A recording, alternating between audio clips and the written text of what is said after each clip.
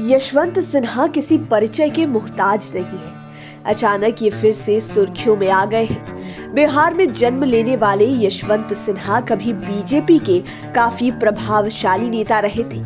इन दिनों ममता बनर्जी की टीएमसी में थे, लेकिन अब इन्होंने टीएमसी को भी बाय बाय कह दिया। विपक्ष ने यशवंत सिन्हा को विपक्ष की ओर से राष्ट्रपति पद के लिए मैदान में उतारा है। बिहार से ही इनकी नौकरी से लेकर राजनीति तक शुरू हुई है। ऐसे में 5 PM के 5 का तड़का में हम आपको यशवंत सिन्हा की 5 प्रमुख बातें बताएंगे, यानी IAS बनने से लेकर पॉलिटिक्स में एंट्री तक की कहानी। पटना में जन्म, PU में पढ़ाई। यशवंत सिन्हा को विपक्ष ने अपना राष्ट्रपति उम्मीदवार बनाया है। इसके बाद से ही इनके बारे में गूगल पर सर्च किया जाने लगा है कि यशवंत सिन्हा कौन है, ये कहाँ के रहने वाले हैं, ये पॉलिटिक्स में कब आए, इनका रिकॉर्ड क्या है, आदि आदि। तो आपको जानकर खुशी होगी कि इनका सीधा बिहार कनेक्शन है। 1937 में इनका जन्म बिहार की राजधानी पटना में हुआ था। साथ ही इन्होंने पढ़ाई भी बिहार से ही की। इन्होंने 1952 में पटना कॉलेजिएट स्कूल से मैट्रिक किया था, जबकि 1958 में इन्होंने पटना यूनिवर्सिटी से पॉलिटिकल साइंस में PG की डिग्री ली। इनका जन्म काफी सामान्य परिवार में हुआ था। शुरुआती जीवन काफी संघर्षपूर्ण रहा, लेकिन पढ़ाई के प्रति सच्ची लगन और मेहनत ने इन्हें सफलता की मंजिल पर पहुंचाया। इन्होंने नौकरी और पॉलिटिक्स दोनों में अपना नाम कमाया। IAS बनकर जॉब में रौब जमाया तो पॉलिटिशियन बनकर देश दुनिया में बिहार का परचम लहराया। खास बात कि 1958 से 1960 तक पटना यूनिवर्सिटी में पॉलिटिकल साइंस के टीचर भी रहे थे। 24 साल में बने IAS, पहली पोस्टिंग आरा।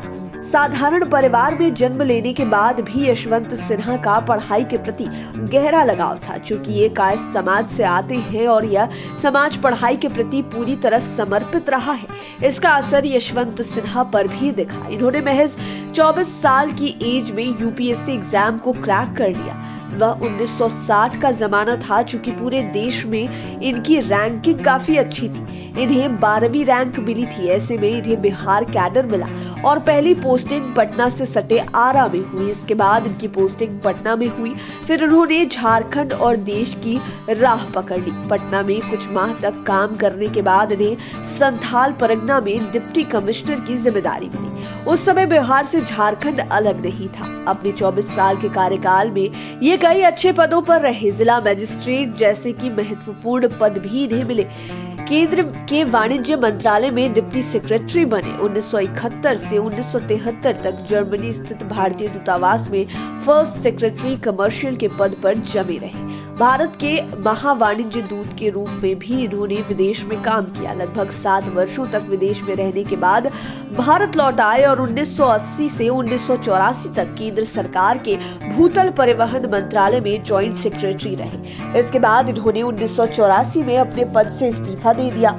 इन्होंने वॉलंटरी रिटायरमेंट ले लिया। ब्यूरोक्रेट से बने पॉलिटिशियन।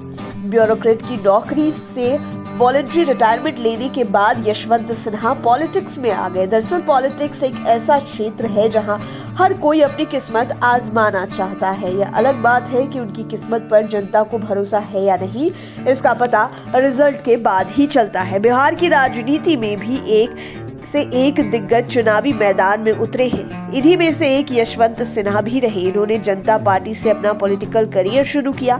इसके बाद पीछे मुड़कर कभी नहीं देखा। दरअसल ये लोक नायक जयप्रकाश नारायण के छात्र आंदोलन से काफी प्रभावित थे। इनकी पॉलिटिक्स में एंट्री की वजह भी यही है। खास बात कि IAS की नौकरी से पहले ये पॉलिटिकल साइंस से लेक्चरर रहे थे, इसलिए इनका पॉलिटिक्स से काफी लगाव रहा।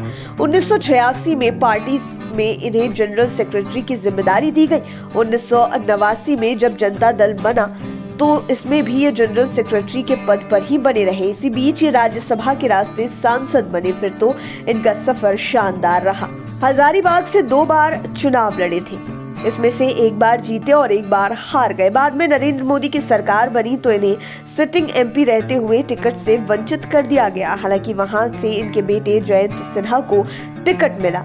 वे जीत भी गए। इसके बाद भी यशवंत सिन्हा प्रधानमंत्री नरेंद्र मोदी के विरोधी हैं और 2018 में इन्होंने बीजेपी को छोड़ दिया। बाद में ये टीएमसी में शामिल हो गए। हालांकि राष्ट्रपति उम्मीदवार बनने के बाद इन्हें टीएमसी भी छोड़ना पड़ा। इंडियन इकोनॉमी के फंडामेंटल चेंजर यशवंत सिन्हा केंद्रीय मंत्री के पद पर रहने के दौरान इनकी कुछ नीतियों की आलोचना खूब हुई, लेकिन इनके आर्थिक सुधार से इंडियन इकोनॉमी को एक नई दिशा मिली। ब्यूरोक्रेट से पॉलिटिशियन बने यशवंत सिन्हा इंडियन इकोनॉमी के फंडामेंटल चेंजर्स में से एक माने जाते हैं। एनडीए सरकार में वित्त मंत्री रहे यशवंत सिन्हा ने 29 फरवरी 2000 को बजट पेश किया था। 1991 के बजट में मनमोहन सिंह ने सॉफ्टवेयर निर्यातकों को टैक्स मुक्त रखा था। यशवंत सिन्हा ने भी इसे आगे जारी रखा। दरअसल मनमोहन सिंह ने विश्व में भारत को एक सॉफ्टवेयर केंद्र के तौर पर विकसित करने के नजरिए से सॉफ्टवेयर निर्यातकों को छूट दी थी। इससे भारत की सॉफ्टवेयर इंडस्ट्री को जबरदस्त बूम मिला था, जिसे यशवंत सिन्हा ने समझा और आगे भी बढ़ाया। दो पीएम के कैबिनेट में शामिल यशवंत सिन्हा को दो पीएम के कार्यकाल में मंत्री बनने का सौभाग्य प्राप्त हुआ। एक बार तत्कालीन प्रधानमंत्री अटल बिहारी वाजपेयी की सरकार में यह गौरव मिला था, तो दूसरी बार तत्कालीन प्रधानमंत्री चंद्रशेखर के कार्यकाल में यह गौरव मिला। अटल बिहारी वाजपेयी की सरकार में तो वित्त के अलावा इन्हें विदेश जैसे अहम मंत्रालय की भी जिम्मेदारी मिली थी। विदेश मंत्री रहने के दौरान इनकी जहां फॉरेन पॉलिसी अच्छी रही, वहीं वित्त मंत्री रहते हुए इन्होंने देश की अर्थव्यवस्था को सुदृढ़ करने में अपना अहम रोल निभाया। लेकिन नरेंद्र मोदी की सरकार ने इन्हें इग्नोर कर दिया था। फिर नरेंद्र मोदी के कारण ही इन्होंने लगभग 21 साल तक बीजेपी में रहने के बाद पार्टी को अलविदा कह दिया और पार्टी छोड़ दी।